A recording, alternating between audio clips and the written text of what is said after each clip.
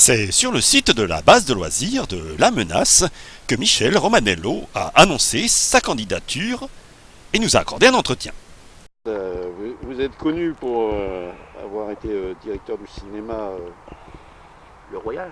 Le Royal à et Mont-de-Marsan. le Royal et l'Étoile du Moon. Et l'Étoile du Monde, c'est plus récent, effectivement. Plus récent, puisqu'on l'a construit il y a 5 ans maintenant. Hein. 5 ans. On avait fait ce cinéma pour répondre à l'agressivité d'un collègue de Dax qui, avec l'aide de la municipalité, avait monté un cinéma en plein centre de Mont-de-Marsan. Avec le soutien de l'aglo, quand même. Avec le soutien de la mairie de Mont-de-Marsan, et oui, ils avaient donné 1,5 million d'euros, une paille. Le Royal est toujours en zone inondable, donc il y avait 2 salles qui avaient été fermées. Et puis voilà, bon, nous on voulait notre indépendance surtout, on ne voulait pas être assujetti à une mairie ou à un promoteur. J'ai commencé moi dans le cinéma en 1969, donc pour m'arrêter en 2019, grosso modo à peu près. Je suis rentré comme apprenti, j'ai suivi plusieurs cursus dans le cinéma, opérateur, je connais tous les métiers, la caisse.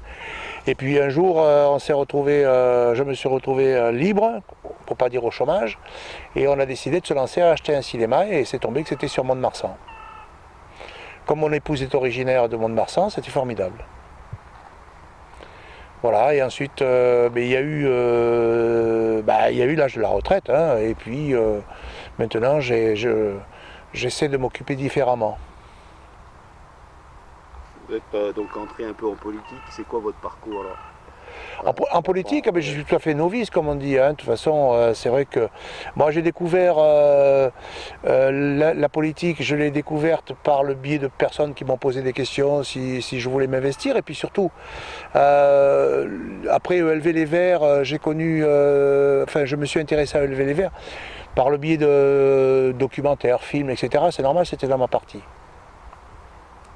Et puis plus personne ne peut mettre en doute qu'il y a un dérèglement au niveau du climat, hein, parce qu'on l'a vu cet été, on le voit actuellement avec les grandes inondations dans le Var, même si on dit que c'est à cause des phénomènes, de phénomènes méditerranéens, mais on sent bien quand même qu'il y a des soucis un peu partout dans le monde.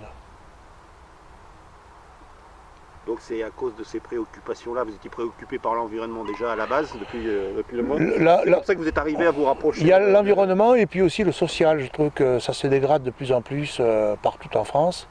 Et je suis très attaché aussi au social, beaucoup. L'environnement bien sûr et le social en même temps.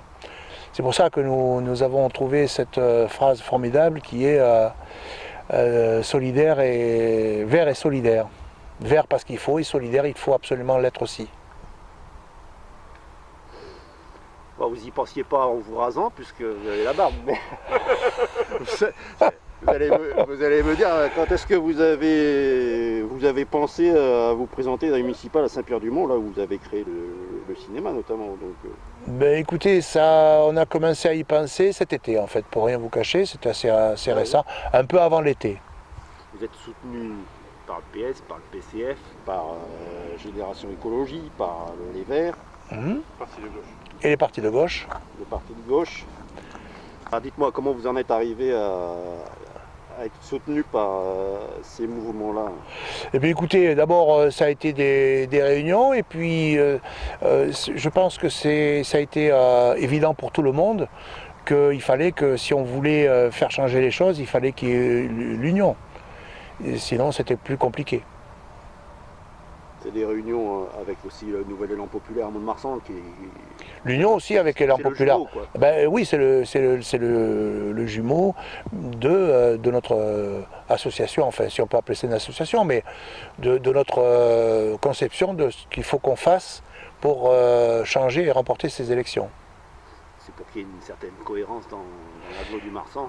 Absolument, il faut qu'il y ait une cohérence dans l'agglomération. Vous n'êtes pas sans savoir que la plupart des équipements de toute nature sont passés maintenant dans la compétence de l'agglo. Donc c'est compliqué d'avoir des programmes, ne serait-ce que par exemple sur ce lieu où on veut nous le repenser entièrement, mais il faudra qu'on travaille avec l'agglo parce que ce lieu maintenant appartient à l'agglo.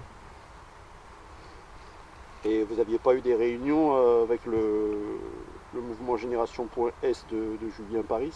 Non, on est en discussion, on n'a pas eu vraiment de réunion, on est allé à ces réunions, lui a dû en faire de même. On est en discussion, on lui a fait une proposition intéressante, je pense, et on attend, on lui a laissé la porte ouverte de toute façon, il est le bienvenu chez nous. Je pense pas qu'il y ait trop de différences. À part peut-être des différences de personnes. Je ne sais pas, je ne connais pas encore son projet. Hein. Mais bon, il n'y a pas de. On doit avoir quand même quelques différences, je suppose, je ne sais pas.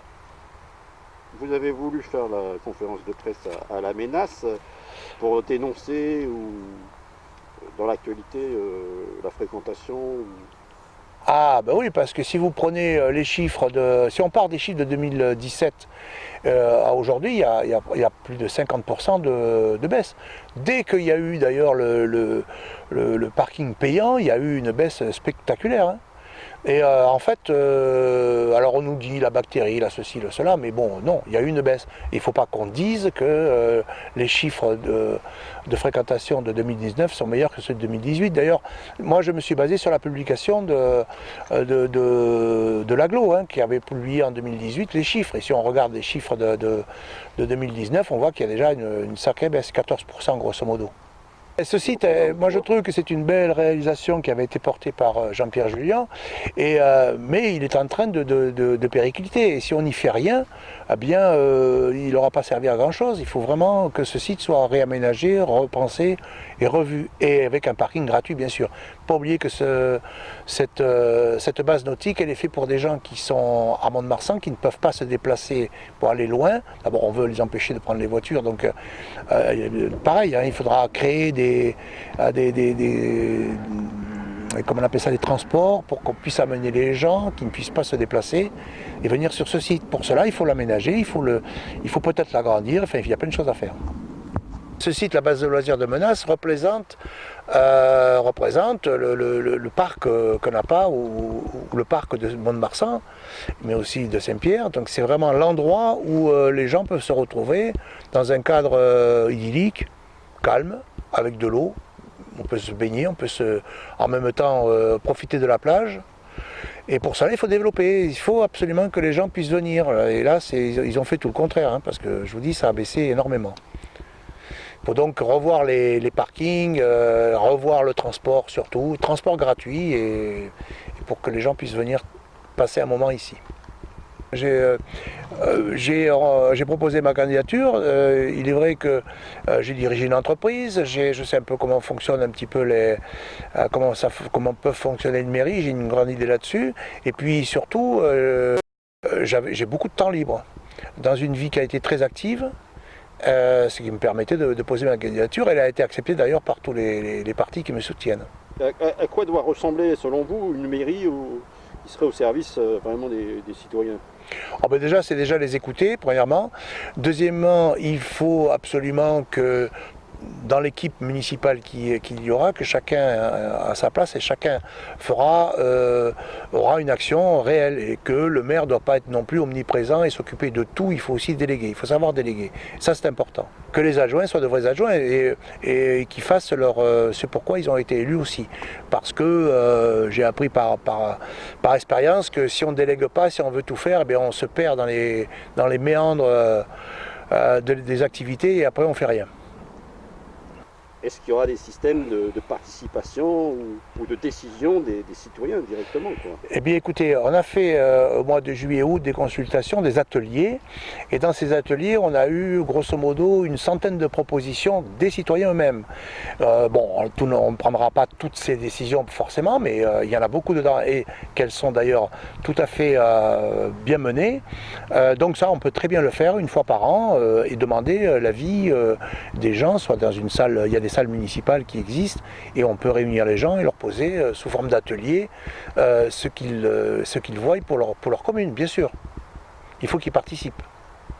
municipalité, il ne faut pas que ce soit 3 ou 4 personnes qui dirigent la municipalité, la mairie. Il faut qu'il y ait aussi la participation de tous les habitants. De toute façon, si on veut arriver à faire quelque chose de concret, il faut que tout le monde soit d'accord. Sinon, c'est pas la peine. L'idée est que les municipales, c'est quand même le premier maillon de la politique. Et si on veut que les gens s'intéressent à la politique, il faut déjà qu'ils s'intéressent à ce qui se passe dans leur ville.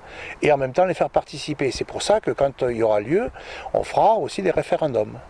Des consultations et des référendums.